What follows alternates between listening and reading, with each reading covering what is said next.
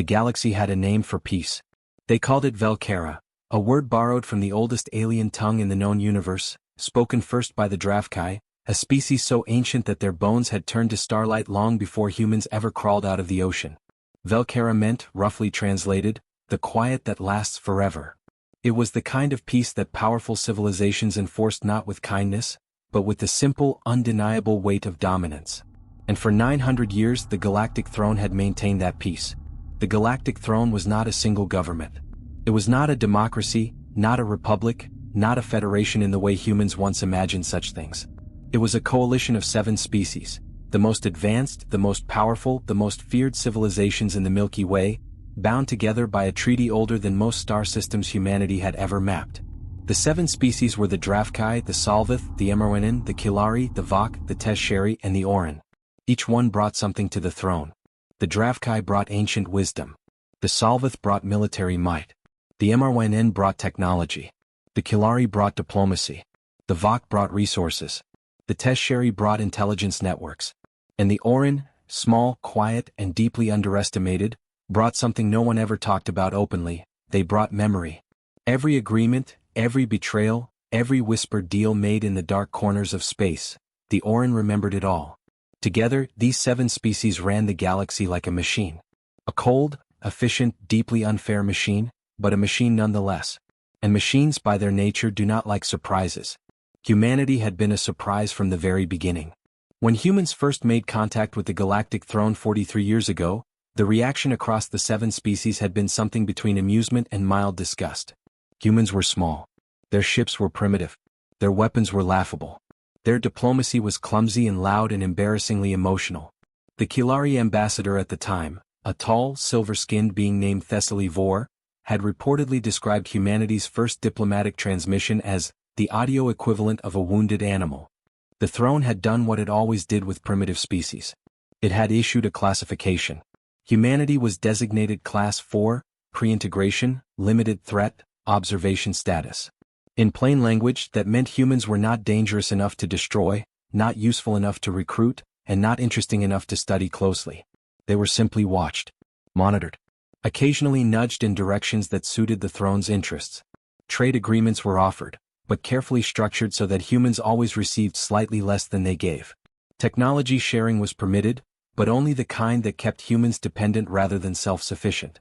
Resources were allocated, but never enough to allow real growth. It was a system designed to keep humanity exactly where the throne wanted it, small, manageable, and grateful. For 38 years it worked. Commander Elena Voss sat in the briefing room of Earth's United Space Command headquarters in Colorado Springs and stared at the report on her tablet with the kind of stillness that only came from practice. She had learned, over 22 years of service, to keep her face neutral when reading things that made her stomach drop. The report was flagged Level Omega, the highest classification in the United Space Command System, a level most officers spend entire careers never seeing. Level Omega meant the information in this file, if it reached the wrong ears, could change the course of human history. Elena set her tablet down. She folded her hands on the table. She breathed. "How long?" she asked. Across the table, General Marcus Hale, a broad-shouldered man with a gray beard and eyes that had seen too much, leaned back in his chair and said nothing for 3 full seconds. Then he said, "Officially 5 years. Unofficially, the program started 19 years ago." Elena looked up at him. 19 years. "Before either of us had any idea," Hale said. "Before the Throne's latest round of restrictions. Before they cut off our access to deep space navigation data. Before they reclassified our outer colonies as restricted zones." He paused. "Someone in this building, or somewhere above this building, saw all of that coming a long time ago." Elena looked at the tablet again. On the screen, partially visible beneath her folded hands, were the words she was still processing. Project Caro, full operational status confirmed. "Where is it now?" she asked. Hale smiled. It was not a warm smile. It was the smile of a man who had been carrying a secret so long that finally saying it out loud felt almost violent. "That's the beautiful part," he said. "No one knows. Not even us." "Not exactly." Elena stared at him. "The ship navigates autonomously," Hale continued. "It chose its own patrol route 6 months ago and went dark. Full communications blackout. No transponder signal. No gravimetric wake. Nothing. As far as the Throne's sensor networks are concerned, It does not exist. And when it comes back online? Elena asked. Hale looked at the ceiling. That depends, he said, on whether it decides to. Outside the windows of the briefing room, Colorado Springs was dark. It was 2 o'clock in the morning. The stars above the mountains were bright and cold and very far away. Elena Voss looked at them for a long moment. She thought about the throne. She thought about 38 years of being managed and limited and quietly humiliated on the galactic stage. She thought about the outer colonies, human settlements on worlds the throne had unilaterally decided humans weren't allowed to visit anymore, citing resource protection protocols that conveniently only ever applied to humanity. She thought about what it meant that someone 19 years ago had started building something in secret. Something the throne did not know about. Something called Caro. She picked up her tablet. She read the report again slowly from the beginning. And as she read, something shifted in her chest, something she hadn't felt in years. Not hope exactly. Something harder than hope. Something that had edges. She read about the ship's dimensions and felt her breath catch. She read about its propulsion system and stopped breathing entirely for a moment. She read about its weapons array and had to set the tablet down again and press her hands flat against the cool surface of the table. Marcus, she said quietly. Yeah, Hale said. This changes everything. Yes, he said. It does. Neither of them said anything else for a long time. The stars outside the window didn't move. But something in the room had shifted. The air, the weight of the dark, the quiet understanding that the galaxy was about to learn something new about the species it had spent 38 years treating like an afterthought. Somewhere out in the deep dark between stars, a ship was moving. No one could see it. No one could track it. No one could stop it. And it was already on its way. The Galactic Throne's central governing body met every 30 standard days aboard the Station of Seven Voices, a massive orbital platform positioned at the exact gravitational center of the Throne's territorial claims, a point in space that the Orin had calculated centuries ago and declared sacred. The station was enormous by any measure. It was 12 kilometers long, shaped like a curved blade, and covered in the architecture of 7 different civilizations layered on top of each other over 9 centuries of continuous construction and renovation. On the day that would later be recorded in Throne history as the Day of First Silence, the session had been routine. Grand Arbiter Selvath, a Salvath tall and deep blue, with 4 arms and a face that radiated the particular kind of authority that came from never having been told no, called the session to order at precisely the appointed hour. The 7 representatives took their seats around the circular table. Holographic star maps rotated slowly above them. The agenda was displayed in 7 languages simultaneously. First item, trade route adjustments in the Orion Arm. Second item, the Teshari's latest intelligence report on minor species activity. Third item, human colony compliance review. The third item was where it always got slightly interesting, in the way that a minor irritant is briefly interesting before being dealt with. The human compliance review had been a standing agenda item for 11 years. Ever since humanity had begun making what the Throne called unauthorized resource development attempts, in the Kepler Belt, a stretch of asteroid-rich space that the Throne had claimed as a protected navigation corridor despite the fact that it was 200 light-years from any Throne member world. Kilari Representative Tharavel, slim, pale gold with eyes like polished copper, pulled up the latest data and began reading. Human outer colony activity remains within acceptable parameters. Minor variance detected in the Kepler survey station readings, appears to be standard equipment drift. No action recommended. Agreed, said Emerwinen Representative Kaidats, a being that looked vaguely like a storm cloud given a body, dark and crackling at the edges. Humans remain classified Class 4. No change in status. The Teshari would like to note, said a soft voice, Teshari Representative Nis, barely visible at the edge of the table, small and pale and wrapped in overlapping layers of translucent fabric, that our monitoring of human communications has detected some irregularities over the past few years. What kind of irregularities? Arbiter Selvath asked, not particularly interested. Encrypted traffic, Nis said. Deep layer encryption. The kind that, she paused. The kind we cannot fully read. A brief silence fell around the table. It was the kind of silence that had texture, a slight stiffening of postures, a subtle adjustment of attention. Cannot fully read? Kaidat said. Humans don't have encryption architecture capable of blocking Teshari analysis protocols. They didn't, Nis said. 3 years ago they did not. The encryption we are currently seeing did not exist in human systems 3 years ago. Another silence. Longer this time. You're saying they developed it themselves? The Ravel asked. I am saying, Nis replied carefully, that it did not come from any technology we shared with them. Which means either they developed it independently or someone gave it to them, Selvath said. Yes. The Arbiter looked around the table. Has anyone shared advanced cryptographic architecture with humanity without authorization? 6 sets of alien eyes looked at each other. 6 silent denials. Selvath settled back into his seat. Then they developed it themselves. He said it in the tone of someone filing away a mildly surprising fact. Not alarmed, not worried, simply noting it. Increase monitoring. Double the frequency of compliance checks. If there is unusual activity, I want to know within one standard cycle. As you wish, Nis said. The session continued. The compliance review ended. The star maps rotated. The station of 7 voices hummed along in its ancient orbit, confident and enormous and utterly certain of its own permanence. No one on the station, not one of the 7 representatives, not one of the thousands of staff members and analysts and guards, knew that at that exact moment 47 light-years away, in a region of space the throne sensors swept routinely every 72 hours and found reliably empty, something was moving. It was large. It was fast. And it was invisible. The man who had built it was named Dr. James Okafor. He was 61 years old, Nigerian-American, born in Lagos, raised in Houston, educated at MIT and then at a university that didn't officially exist on any public record. He was not a military man. He had never worn a uniform. He had spent his entire adult life doing one thing: solving problems that other people had decided were impossible.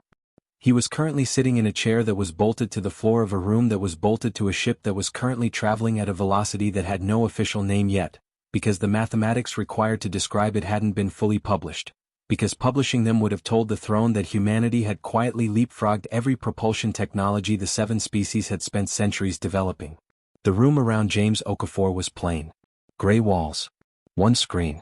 1 coffee cup, currently empty. A photo of his daughter, printed on actual paper, pinned above the screen with a piece of tape. He was looking at the photo when Lieutenant Commander Sarah Park walked in. Sarah was 34, Korean-American, sharp in the way that good engineers are sharp, precise, economical, not given to unnecessary words.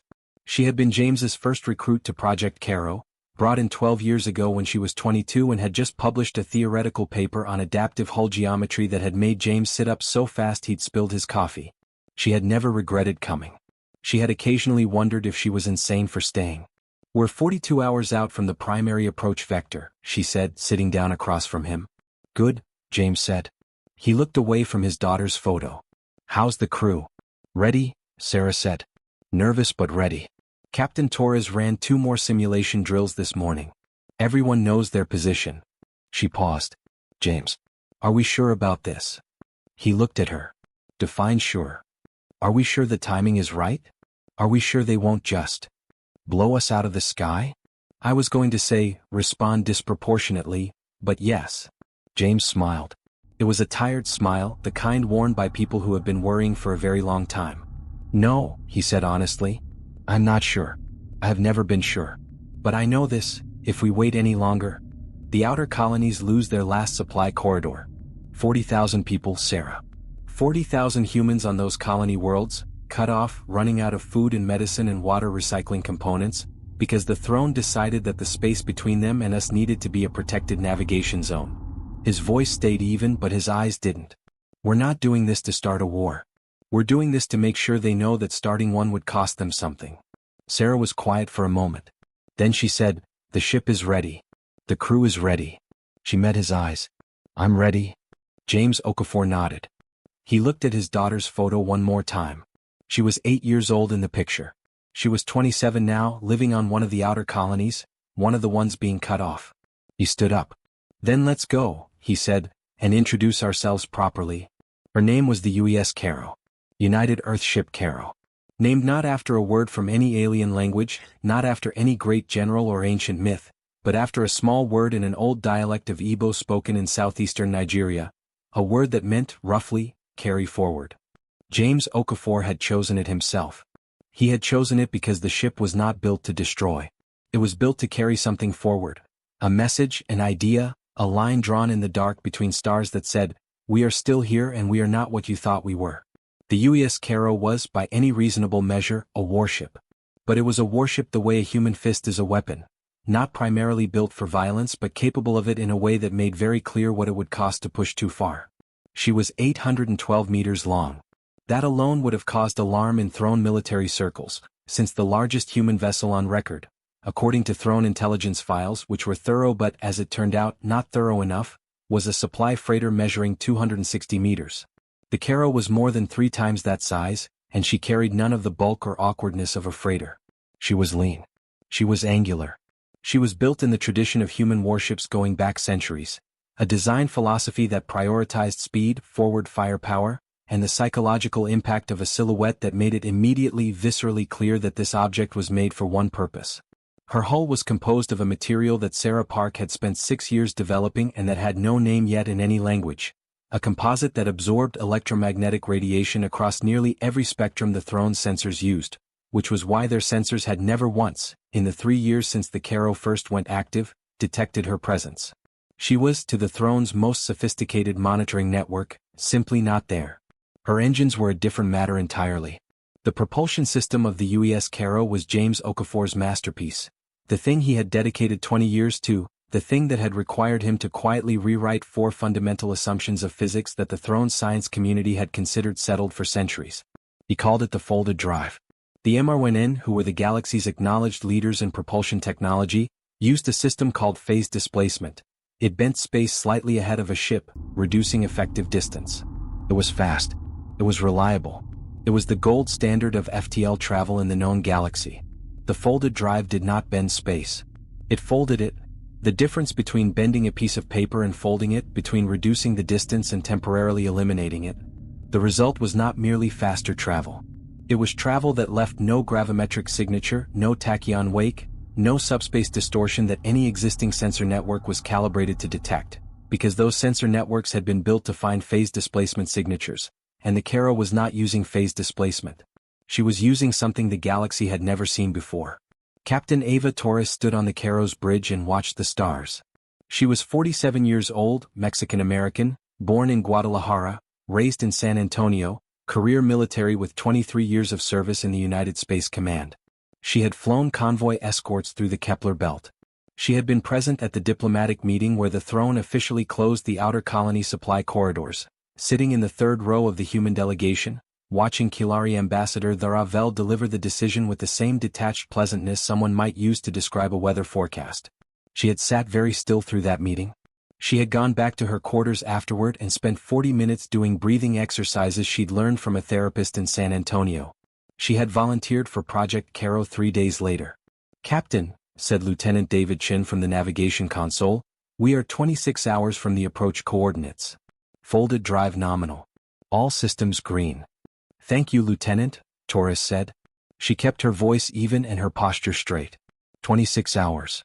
26 hours until they dropped out of fold space at a location that would put them, according to James Okafor's calculations, approximately 12,000 kilometers from the station of 7 Voices. Close enough to be unmistakable, far enough to be non-threatening. Close enough to say here we are. Far enough to say we choose to be peaceful. For now. The bridge crew was 17 people. They were the best 17 people Torres had ever worked with, handpicked over 5 years, trained under conditions of absolute secrecy, briefed fully only 6 months ago when the Caro went operational. Most of them had family on the outer colonies. Most of them had some personal version of the reason Torres had for being here. Chief Engineer Rosa Delgado, mid-40s, Puerto Rican American, built like someone who had spent decades wrestling with machine problems and winning, looked up from her station. "Captain, hull integrity is perfect. The absorption matrix is performing above projected parameters. We are completely invisible.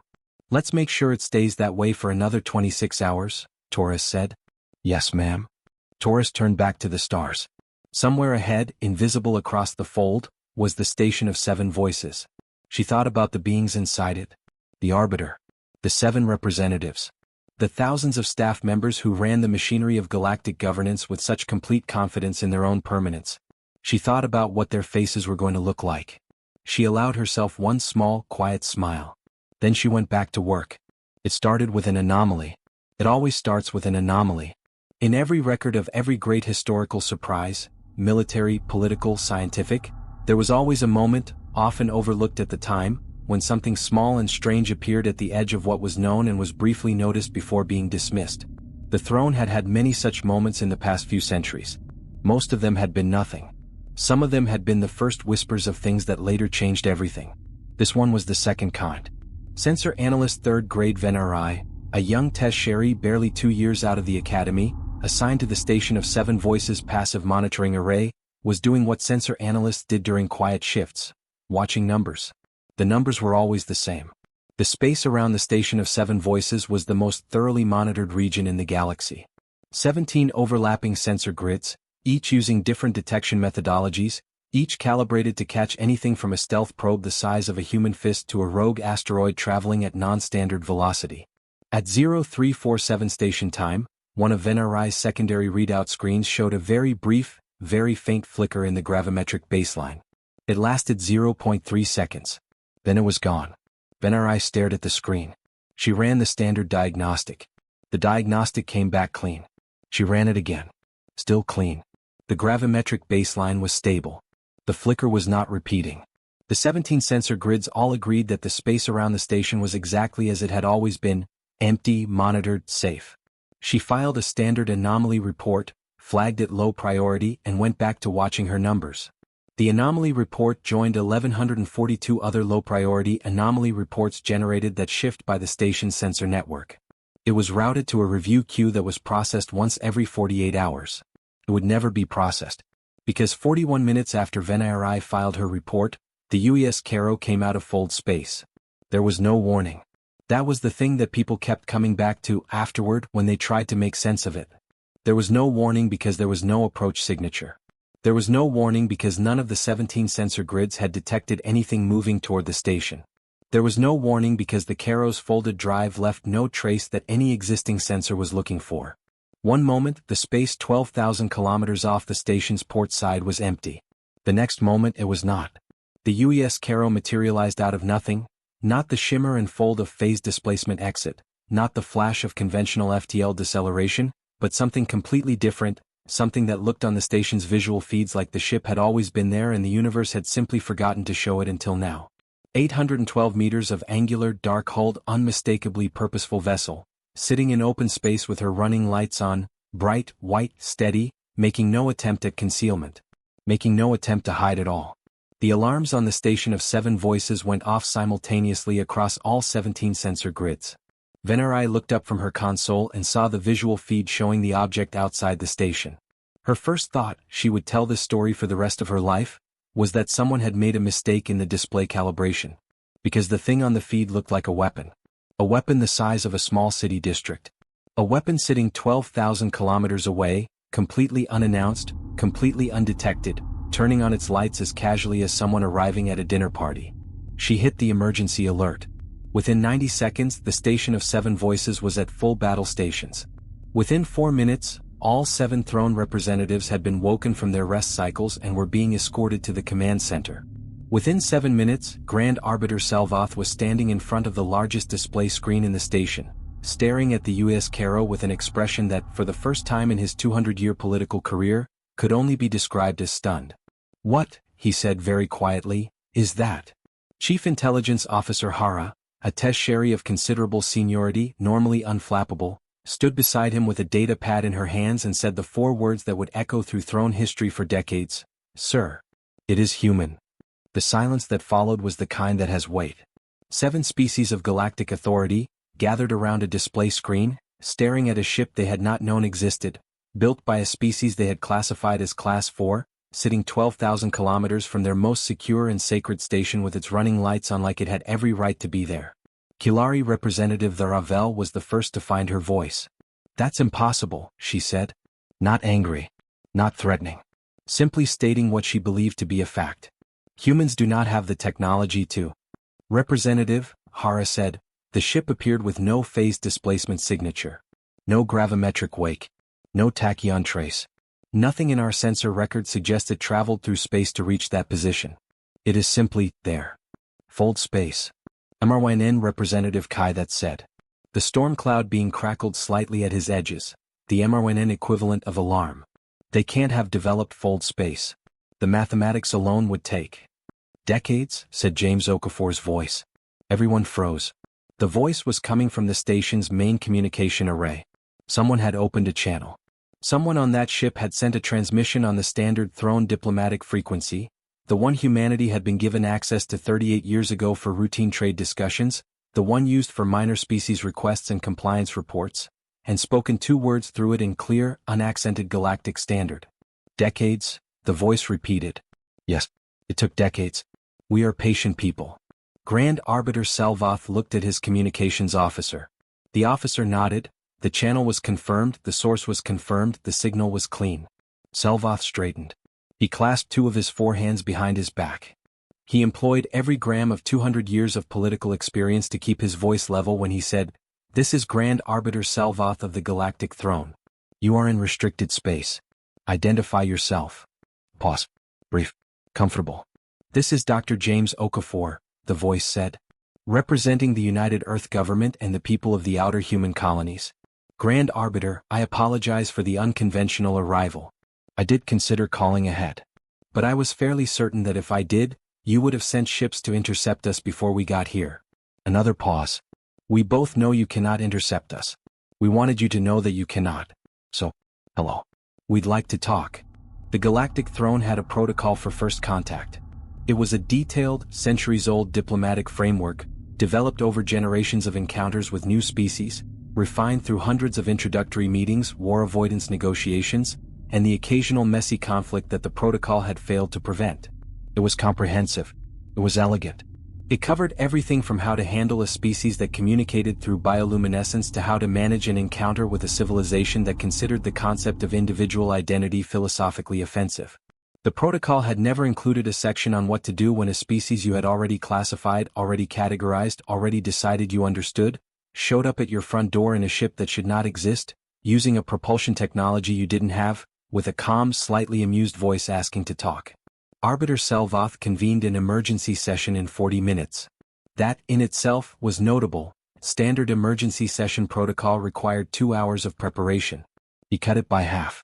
The 7 representatives gathered in the command center rather than the formal session chamber, a choice that said more than Selvath intended it to.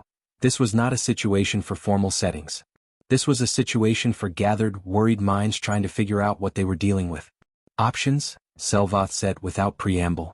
Vok Representative Jar, massive, gray-skinned, built like a geological formation, spoke first. "We destroy the ship. We have 47 combat vessels within response range. We can have 23 of them here within 3 hours. "No," said Tesheri Representative Nis immediately. Everyone looked at her. She was never immediate. "If that ship can travel without leaving a sensor signature, we have no way of knowing how many more of them there are. If we destroy this one and there are others we cannot detect, we will have started a war without knowing the enemy's full strength. That is strategically unacceptable." "She's right," Kaidat said, crackling. "MRYNN concurs. We need more information before any military response." "They asked to talk," the Ravel said. She had recovered her composure and was back to her characteristic smoothness. "We should talk. Talking costs us nothing and tells us more than any tactical analysis we could run from sensor data." "They are one ship," Jar growled. "They are one ship," Nis agreed, "that we did not know existed. Until 40 minutes ago, we believed we knew everything about human military capability. We were wrong. We do not yet know how wrong." Selvath had been listening. He made a decision. "We talk," he said. "We accept the channel. We engage in diplomatic exchange. We learn what we can." He looked at Hara. "Begin every available analysis of that vessel. Scan everything. I want every piece of data our sensors can pull." "Already running," Hara said. She hesitated. "Arbiter. Their hull absorption matrix is extraordinary. We're getting very little. Get what you can." "Yes, sir." She paused again. "There is one more thing." "What?" Hara's pale face was careful. "In the past 4 minutes, 3 separate Tesheri monitoring stations in the outer zones have reported identical anomalies to the one our analyst filed 41 minutes ago. Same signature. Same duration. Same disappearance." The room went still. 3 locations? Nis said softly. 3 locations, Hara confirmed. Spread across sectors 7, 12, and 19. The 7 representatives looked at each other. Sectors 7, 12, and 19 together formed a rough triangle around throne-controlled space. 3 separate anomalies. 3 locations. 3 potential ships. Or more. "Accept the channel," Selvath said. His voice was still level. "It cost him something to keep it that way. And someone wake up every military commander we have." On the Caro, James Okafor sat in the ship's small communications room and waited. He knew they would accept. He had spent 19 years thinking through this moment from every angle, and he was as certain as he could be about the throne's calculus. They would not shoot first without more information, and getting more information meant talking to him. Captain Torres stood in the doorway. "They've accepted the channel." "Good." James straightened. He had put on a clean shirt for this. It felt important. "Let's go to work." Torres gave him a look that combined respect with the particular wariness of someone who has been standing next to a controlled explosion for several years. "Remember," she said, "don't give them the exact numbers." "I know." "Don't tell them the range of the drive." "I know, Ava." "And for God's sake, don't tell them about the—" "I know," James said. "I have been doing this for 19 years. I am very good at knowing what not to say." Torres almost smiled. "Right. Go ahead then." She paused. "James. Whatever happens, this is already historic." "It was already historic when Rosa finished the hull," he said. "Everything from here is just paperwork." He opened the channel. Grand Arbiter Selvath appeared on the screen, tall, deep blue, four-armed, ancient. He looked exactly as he did in the briefing files James had studied. Except for one thing. In the briefing files, the Arbiter looked like someone who had never in his life been uncertain of anything. Today, looking at James Okafor across 12,000 kilometers of open space, Selvath looked like a man who was very carefully managing a feeling he was not used to having. "Dr. Okafor," the Arbiter said. "Grand Arbiter," James replied. "Thank you for speaking with me. You did not leave us a great deal of choice." "I left you the choice to shoot," James said pleasantly. "You chose not to. I appreciate that." Pause. "You are trespassing in restricted space." "You made it restricted," James said. "Without our consent, without negotiation, and with the explicit effect of cutting our outer colonies off from supply lines. We never agreed that this space was yours to restrict." He said it without heat, without performance. Just as a statement of fact. "We'd like to discuss that. Among other things." Selvath studied him for a moment. James let himself be studied. He had a good face for it, calm, open, showing nothing he didn't want to show. "What other things?" Selvath asked. "Our classification," James said. "Our trade agreements. Our access to navigation data. Our colony rights." He paused. "And the terms under which we are prepared to remain peaceful members of the galactic community." The word terms landed in the silence of the command center like a stone into still water. No representative moved. Even Jar's geological stillness seemed to tighten. No Class 4 species had ever used that word in a session with the throne. Terms. As if they were equals. As if they had something to offer, or withhold. James Okafor waited. And for the first time in 900 years of the Galactic Throne's existence, the most powerful governing body in the known galaxy sat quietly in a room and tried to figure out how to respond to a human. The throne asked for time. 24 hours to convene properly, to prepare their diplomatic team, to conduct whatever analysis they could manage on the Caro in the interim. James agreed. He was cheerful about it. He said they would remain in position and asked, with what sounded like genuine courtesy, if anyone would like to come aboard for a tour. No one took him up on it. The Caro held its position 12,000 kilometers from the station of Seven Voices, lights on, not moving, not threatening, simply present in the way that very large, very capable things are present, by the weight of what they represent rather than anything they actually do. Inside the station, the 24 hours were the most intense in recent memory. Tertiary analysts ran every scan they had against the Caro's hull and came back with fragments, partial material composition data that didn't match any known alloy, partial internal structure imaging that showed power readings so far above standard human technology that 2 separate analysts submitted reports questioning whether their instruments were malfunctioning. MRYN engineers were called in and confirmed. The instruments were fine. The readings were accurate. Meanwhile, Hara's team pulled every piece of data they had on James Okafor. What they found and what they hadn't found told its own story. James Okafor appeared in public human records as a theoretical physicist and systems engineer. He had published papers on propulsion theory, materials science, and computational mathematics, all in fields the Throne's analysts recognized as relevant to advanced engineering. What they had not noticed and were now noticing with the focused attention of people who had just been badly surprised, was the pattern. Every paper Okafor published publicly was slightly wrong in the same direction. Not obviously wrong, subtly, carefully wrong, in ways that would lead any reader, human or otherwise, away from the conclusions he was actually pursuing. He had been publishing deliberate misdirection for 20 years. Every paper, every public statement, every academic appearance, all of it carefully constructed to make him look like a brilliant theorist who was just a little ahead of conventional thinking, never quite as far ahead as he actually was. He was hiding his progress, Hara said to Selvath, 2 hours before the formal session was set to begin. In plain sight. Everything he published was real enough to be credible and wrong enough to be misleading. For 20 years, Selvath said. At least 20 years. Selvath was quiet for a moment. Then he said, "Who else knew?" "That's the question," Hara said. "The human government records they're structured very strangely. There are layers of classification we've never encountered in human systems before. The encryption NIS flagged 3 years ago. We can see that something is behind it. We cannot see what. How many people? We don't know. How many ships? We don't know." Selvath stood at the window of his office and looked at the Caro. It was visible from here, a dark shape against the stars, light steady, patient. "What do we know?" he asked. Hara thought about this for a genuine moment before answering. "We know that humans are more capable than we thought. Considerably more capable. We know that they have been developing that capability in secret for at least 2 decades. We know that this ship exists and that we cannot detect it, cannot track it, and based on the power readings our instruments managed to capture, we have serious doubts about our ability to destroy it. We know that the man on that ship is the most strategically sophisticated individual we have ever encountered in a first engagement." She paused. "And we know that he is being very polite about all of this. That worries me more than anything else," Selvath said. "Yes," Hara said. "Me too." Back on the Caro, the 24 hours were quiet. The crew rested in shifts.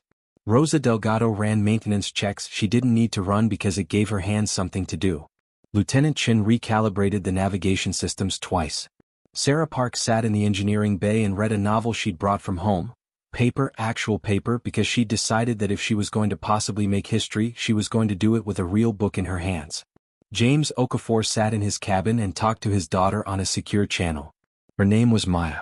She was 27 years old and she was on Colony Kepler 7, one of the 14 outer colonies currently cut off from the main supply corridor. She looked tired on the screen, not frightened because Maya Okafor had her father's ability to manage fear in her body language, but tired in the way that people who have been rationing water and food get tired, in the bones, in the eyes. "How are you?" he asked. "Same," she said. "Water recycler in Block C went down yesterday. We fixed it. Medical supply inventory is getting tight. We're managing." She looked at him steadily. "Dad, tell me it's going according to plan." "It is," he said. "Better than plan, actually." She was quiet for a moment. Then, "How much better?" "We're 12,000 kilometers from the station of 7 voices," he said. "They can see us. They know we exist. They agreed to talk." Maya's eyes went wide. Just for a moment, one unguarded second of pure raw feeling that she pulled back quickly, because she had her father's training if not his 20 years of practice. But James saw it and felt it in his chest like a fist. "They can't ignore us now," he said quietly. "Whatever happens in that session tomorrow, they cannot put us back in the box they built for us. We're too big for it now. Come home," Maya said. "When it's done. Come home." "I will," he said. "I promise." He kept his face calm until the channel closed. Then he sat alone in his cabin for a long time, looking at the photo of an 8-year-old girl pinned above his screen. He had made this ship. He had built the drive, developed the hull, designed the weapon systems, trained the crew, maintained the secret for 19 years. He had done all of it for a great many reasons. The colonies, the dignity of humanity, the future of his species in a galaxy that had decided to manage them rather than welcome them. But the truest reason, the one he returned to in the dark and quiet moments, was 8 years old in a photo and 27 in a video call, looking at him with tired eyes from a colony world that was running out of water. He went to sleep. Tomorrow the galaxy was going to change. The formal session began at 0900 station time. The throne's representatives gathered in the main diplomatic chamber. The full formal setting this time, not the command center emergency gather from the day before. Selvath had made that choice deliberately. The command center was crisis management. The diplomatic chamber was governance. He wanted the throne to look like a governing body, not a panicked one. The chamber was grand as such things went: high ceilings, the flags of 7 species, the circular table that had hosted 9 centuries of galactic decisions, the slowly rotating star map above it all. James Okafor joined by holographic projection. He was sitting in the Caro's communications room, but the projection technology made him appear to be sitting at a chair at the circular table, life-sized, clear, stable. He had combed his hair. He was wearing a jacket with the United Earth Government insignia on the lapel. Selvath called the session to order. "Dr. Okafor," he said, "you requested this session. The floor is yours." James nodded. He did not rush. He had learned, over a lifetime of working in rooms where he was either underestimated or unwelcome, that the most powerful thing you can do when finally given the floor is use it slowly. He took a breath. He looked around at the 7 representatives. "Members of the Galactic Throne," he said. "I want to start by saying something that I think will surprise you. I am not here to threaten you. The presence of your ship suggests otherwise," Jar said flatly. "The presence of my ship," James said calmly, "suggests that we could threaten you. That is different. I am here to demonstrate capability, not to exercise it. There is a significant distinction." He paused. "For the past 38 years, our interactions with the throne have been structured by an assumption. The assumption that we are fundamentally limited. That we are manageable. That our needs and rights are secondary to the convenience of the throne's existing arrangements." He looked at Selvath. "I am here to demonstrate that the assumption was wrong. And to ask, respectfully and in good faith, that we begin again on more accurate terms." Tharavel leaned forward slightly. "And if we choose not to? Then we go home," James said simply. "We continue developing. We continue building. And we come back in another 10 years with more ships and a longer list of things we'd like to discuss." He said it without menace. That was the part that unsettled them most, James knew, not the content but the tone. The absolute, grounded certainty of a man who had done his math. "I would rather we settle this now. I think you would too." A silence. Tesheri Representative Nis spoke next, her voice precise and quiet. "You mentioned terms. What specifically are you asking for?" James had a document. He'd prepared it over the course of 2 years, refined it over 23 drafts, had it reviewed by every significant political and legal mind in the United Earth Government who was cleared to know about Project Caro. He presented it now, a 40-point framework delivered clearly without rushing, covering the reopening of outer colony supply corridors, the renegotiation of all trade agreements with a neutral arbiter rather than throne internal review, the reclassification of humanity to Class 2 status with full voting observer rights in throne sessions, the provision of complete navigation data for the Orion Arm and Kepler Belt, and the establishment of a joint Human Throne Commission to review all technology sharing restrictions from the previous 3 decades. He presented it in 45 minutes, systematically, answering clarifying questions as they arose. The 7 representatives listened. That, in itself, was something. 900 years of galactic governance and the throne had never once truly listened to a Class 4 species. They had received petitions, processed complaints, acknowledged transmissions, issued rulings. They had never sat in a formal session and genuinely listened. But they were listening now. When James finished, Kaithets asked, crackling but not aggressively, "The outer colony corridors. You say they were closed without negotiation. Our position is that the navigation restrictions were issued under Standard Resource Protection Protocol." "Your position," James said, "is not supported by the resource data. The Kepler Belt corridor passes through a region with documented negligible resource density. It was not closed to protect resources. It was closed because the throne preferred our colonies to be dependent on throne-controlled supply chains." He met the MRNN representative's flickering gaze. "I have the resource surveys. I have your own internal assessments from 14 years ago recommending against the restrictions on resource grounds. Someone overruled those assessments for reasons that were never made public." The Oran representative, elderly, quiet, who had not spoken until this moment, said very softly, "That is accurate." Everyone looked at the Oran.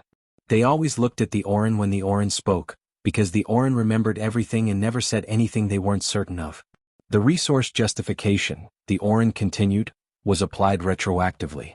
The decision to restrict the corridor was made 18 months before the resource assessment was conducted. Pause. The assessment was then adjusted to match the decision. The silence that followed was a different kind of silence from the ones before it. This was the silence of things that had been hidden, finding the air and light. James said nothing. He had known this for years. He had the documentation. He had not led with it because he wanted the session to be constructive rather than accusatory. But he had been prepared to use it if necessary. He had not expected the Orin to use it for him. Selvath's expression was completely, absolutely neutral in a way that told James the Arbiter was working very hard to keep it that way. "We will need to review the documentation," Selvath said. "All of it?" "Of course," James said. "I will transmit our full archive." "The session will recess for 6 hours," Selvath said. "We will resume this afternoon." The session recessed. The holographic projection of James Okafor dissolved. In the Kairos communications room, James sat back in his chair and let out a long, slow breath. Sarah Park put her head in the door. "How'd it go?" "The Orin backed us up," James said. Sarah stared at him. "The Orin backed us up?" "Yes." "The Orin never back anyone up." "I know." "James?" "I know," he said again. He was starting to smile. It was a real smile this time, not a tired one. "I know." During the 6-hour recess, Selvath called for a private meeting with Orin representative Elder Yeth. Elder Yeth was the oldest Orin in the known galaxy at the time of the session, 312 years old, which for an Orin was simply middle age. The Orin were small, barely a meter tall, with large dark eyes, soft gray-white skin, and the kind of stillness that came from a species that had evolved in deep underground cavern systems where silence was survival. They did not seek power. They did not accumulate territory. They had joined the Galactic Throne not for influence, but because the throne was the largest repository of events in the galaxy's history, and the Orin wanted access to that history the way other species wanted access to resources. They remembered everything. Not metaphorically, literally. Orin neurology was built for total recall. Every Orin alive had complete access to every memory they had ever formed, and through a complex cultural practice of shared memory transfer, they maintained a partial collective access to the memories of Orin who came before them going back over 4,000 years. Elder Yeth remembered the original corridor restriction decision. She had been present. She had been young then, barely 60, and new to the throne session chamber, sitting in the junior observer position behind the full representative, taking everything in with the quiet attention of someone who understood from birth that what she remembered might one day matter. She had remembered it for 252 years. "Elder Yeth," Selvath said when they were alone in his office. "Why?" Yeth looked at him with large, dark, perfectly calm eyes. "Because it was true," she said. "The restriction was not justified by the resource data. You know this, Arbiter. You have known it for some time. That was a session with a species that has demonstrated they know the truth and can document it," Yeth said, cutting him off gently but absolutely. "Arbiter. I have sat in that chamber for 252 years. I have watched the throne manage, manipulate, and minimize 311 species. I have watched trade agreements structured to create dependency. I have watched classification systems used to justify exclusion. I have remembered all of it because that is what I am." Her voice remained perfectly even. "Humanity was not the first species to be treated this way. But they may be the first to force the question of whether that treatment was right." Selvath was quiet for a moment. "You are saying it was not." "I am saying," Yeth replied, "that the throne was built to bring peace to the galaxy. 900 years ago, the founders of this body chose 7 species to govern together because they believed that diverse power, held in balance, was more stable than any single empire. They were right. But somewhere in the centuries between then and now, governance became management. And management became control." She folded her small hands in her lap. "Dr. Okafor did not arrive today to threaten us. He arrived to demonstrate what happens when a species is managed rather than welcomed. Given time and necessity and an understanding that no one was coming to help them, they helped themselves. And we were supposed to welcome that?" Selvath said, a thread of something genuine in his voice, not anger but something older. Something that might have been regret. "We were supposed to recognize that they were people," Yeth said. "Not pieces on a board." She stood. She was barely a meter tall and she made Selvath feel, somehow, that he was the smaller presence in the room. "I will continue to speak truthfully in the afternoon session, Arbiter. As I have always done. I hope the throne will continue to listen." She left. Selvath stood at his window and looked at the Caro for a long time. On the Caro, James was not resting. He was in the communications room with Sarah and Captain Torres and Lieutenant Commander Park, going through the afternoon session preparation with the same systematic attention he'd given to every step of this mission. Contingency by contingency. What if Jar pushed for a military response? What if Kythets demanded the drive technology as a precondition for negotiation? What if Tharavel tried to reframe the discussion as a human violation of throne regulations rather than a throne violation of human rights? They worked through all of it. At some point Torres said, "James? Can I ask you something off mission for a second?" "Go ahead." "Were you scared?" She said it neutrally, curiously. "When we came out of fold space this morning. When we just appeared. Were you scared?" James thought about this honestly. "Yes," he said. "For about 30 seconds. Then Rosa called out hull integrity nominal and the lights came on and I thought, we actually did it. After 19 years we actually did it." He looked at his hands. "After that I wasn't scared anymore. I don't know the right word for it." "Ready?" Sarah said. "Ready," James agreed. "Yes. That's exactly it." Torres nodded slowly. "Me too," she said. 30 seconds of absolute terror and then, ready. She looked out the window at the station. "Do you think they'll agree? To the core items?" James said. "Yes. Not immediately. There'll be months of follow-up sessions, subcommittees, documentation reviews.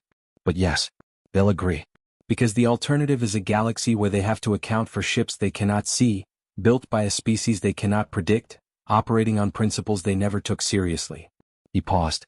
"We didn't need to be the best military power in the galaxy. We just needed to be more complicated than they'd planned for." Rosa's voice came over the intercom. "Captain? You're going to want to see something." Torres touched her earpiece. "What is it, Rosa?" "We're picking up incoming signals. From 3 different directions." Pause. "They're human transponder codes, Captain." "They're ours." Torres and James looked at each other. "Who?" Torres said. "Working on it," Rosa said. "Stand by." A longer pause. "Captain. It's the UES Anchor, the UES Relentless, and the UES Providence." The Caro's bridge had gone very quiet. James smiled. It was the most genuine smile he had produced in 19 years. "General Hale," he said to no one in particular, "you beautiful, punctual man." Torres looked at him. "You knew." "I suspected," he said. "Hale told me Caro wasn't the only project. He didn't tell me the details. I thought," he shook his head. "I thought maybe one more ship. Maybe 2. 3, Torres said. 3, James confirmed. Outside, through the Caro's hull cameras, 3 new shapes were emerging from fold space. Different profiles from the Caro, different designs, but unmistakably, undeniably human. Unmistakably, undeniably capable. For ships now. 4 invisible, impossible ships, sitting in the space outside the station of 7 voices with their lights on. "James," Torres said very quietly. "They're going to see this." "Yes," he said. "They are." The afternoon session lasted 9 hours. It was the longest continuous diplomatic session in Throne history. It broke the previous record, set during the Third Solvith integration crisis of 634 years ago, by 2 hours and 17 minutes. By the end, 3 of the 7 representatives had consumed more than their body weight in various sustaining beverages, 2 tertiary support staff members had been quietly sent to the medical bay with stress-related conditions, and sensor analyst Venari, still on shift in the monitoring room, had been awake for 31 continuous hours and was surviving on willpower and the awareness that she was watching history. James Okafor, across the holographic link, looked exactly the same at the end as he had at the beginning. This, more than anything else about him, had deeply unsettled Jar, who had lived among powerful beings for a long time and understood that the ability to remain steady under pressure was itself a form of power. The session covered ground that the morning session had only approached. The outer colony corridors. James presented a 30-year timeline of communications, survey data, and Throne internal assessments, including the falsified resource justification that the Orin had already confirmed. The Throne could not credibly contest it. Selvath accepted the framework for reopening the corridors subject to a joint review commission, with human representatives holding equal standing to Throne members on the commission. The trade agreements. James presented economic analysis showing that every major trade agreement between humanity and the Throne over 38 years had been structured with embedded clauses that capped human industrial output at levels that kept them dependent on Throne supply chains for specific categories of technology and material. This was, to put it mildly, not what the Throne had publicly characterized the agreements as. There was a long, uncomfortable silence. Then Kythets, to general surprise, said that the MRNN had concerns about some of these agreements that predated the human question and that a full review would be appropriate. Selvath agreed. The classification, this was the most contested point. Jar argued against reclassification with considerable force, not without logic. A Class II species had full observation rights in throne sessions. They received unredacted navigation data. They had formal consultation rights on decisions affecting their territory. Raising humanity to Class II was not a small step. It was, as Jar put it, the kind of change that tells every Class 3 and 4 species in the galaxy that building a secret warship fleet is how you move up in this organization. James conceded the point was fair. He said, then perhaps the solution is to build an organization where secret warship fleets are not necessary. I would genuinely prefer that. He got something close to a laugh from the Ravel. Which, given everything, was extraordinary. By hour 7, a framework agreement was on the table. Not a final treaty, those would take months, but a signed framework. Both parties agreeing to a ceasefire of the existing tensions, the formal word for ending the corridor restrictions, a joint commission structure for trade review, a provisional upgrade to Class II observation status for humanity, and a new set of diplomatic protocols that actually treated human representatives as peers rather than petitioners. James looked at the framework on his screen. He thought about 19 years of work. He thought about the engineers and scientists and soldiers who had given years of their lives to project Caro in rooms that didn't officially exist, working on problems that officially weren't being solved. He thought about 40,000 people on outer colony worlds counting supplies and fixing water recyclers and waiting. He thought about Maya. Arbiter Selvoth, he said. Dr. Okafor. On behalf of the United Earth government and the people of the outer colonies, I accept this framework. Selvoth looked at him for a long moment. Whatever the Arbiter was feeling, he kept it private. But he nodded, a real nod with weight behind it. Then we begin, he said. The framework was signed at 2317 station time. And somewhere in the monitoring room, sensor analyst Venerai, who had been awake for 33 hours and would sleep for 12 after this, allowed herself one very quiet, very private sound of astonishment. The afternoon session had not yet formally reconvened when the station's sensor array went off for the second time in 24 hours. Venerai, still on shift, running on stimulant beverages and the particular heightened alertness that comes from living through one of the most significant days of your career, was the one who caught it. 3 new gravimetric flickers almost simultaneous from 3 different directions. Then 3 new contacts materializing in the visual field, different from the Caro in shape but identical in the quality of their appearance. No approach. No warning. No signature. Just there. Then not there. Then there. She didn't file a low-priority anomaly report this time. She hit the emergency alert without a second's hesitation and then sat back in her chair and thought, very calmly, we are dealing with something we are not equipped to deal with. In the session chamber, the 7 representatives were receiving the same data feeds simultaneously. The images came up on the rotating star display above the circular table. 4 contacts now, positioned at what a tactical analyst could immediately recognize as the 4 points of a diamond formation around the station. Not a siege. Not a blockade. Something more considered than either of those things. A demonstration of positioning. A way of showing, without a single weapon being activated, that the station could be surrounded. Jar stood up. This is an act of war, he said flatly. Sit down, Jar, Selvoth said. Arbiter. Sit down. The command was quiet and absolute. Jar sat. No weapons have been deployed. No threat has been made. We are going to reopen the session and we are going to ask Dr. Okafor to explain what we are seeing. He looked at the communications officer. Reopen the channel. James Okafor's holographic figure reappeared at the table. Selvoth looked at him steadily. Explain. Those are 3 other ships, James said. United Earth ships Anchor, Relentless and Providence. They are here at the request of the United Earth government and in support of this diplomatic session. He paused. They are not here to threaten anyone. They are here because we wanted you to understand that the Caro is not an isolated project. We wanted you to understand that what you see is not the limit of what exists. The room was very, very quiet. How many? Miss asked. Precise. Direct. James looked at her. Enough, he said. Miss sat back. Dr. Okafor, the Ravel said, and her copper-colored eyes were doing something James hadn't seen in any of his briefing materials on the Kilari. They were calculating rapidly in the open, with nothing hidden behind the usual diplomatic smoothness. You understand what you are doing here. You understand what this represents. Yes, James said. You are changing everything. We are, he said. Yes, we are. He looked around the table, At Selvoth, at Yeth, at Jar, at Kaithets, at all of them. But we are changing it by talking. In a session chamber. Through a diplomatic channel. We are not changing it with weapons fire or threats or ultimatums. He paused. We could have done this differently. We chose not to. I hope that tells you something about the kind of neighbors we would like to be. The silence after that was the longest one yet. And then Elder Yeth said quietly, it does. The UES Caro departed the station of Seven Voices 2 days after the framework was signed, falling back into fold space with the same quiet invisibility with which she had arrived. She did not go home immediately. James had one stop to make first. Colony Kepler 7 was 14 hours from the station at folded drive speed. A journey that, in a conventional human ship using phase displacement, would have taken 11 days. The Caro came out of fold space in the Kepler system quietly with no announcement, and established orbit around the colony's planet at a low altitude that put her clearly visible in the colony's sky. Torres had asked if that was a good idea. They're going to see us, she said.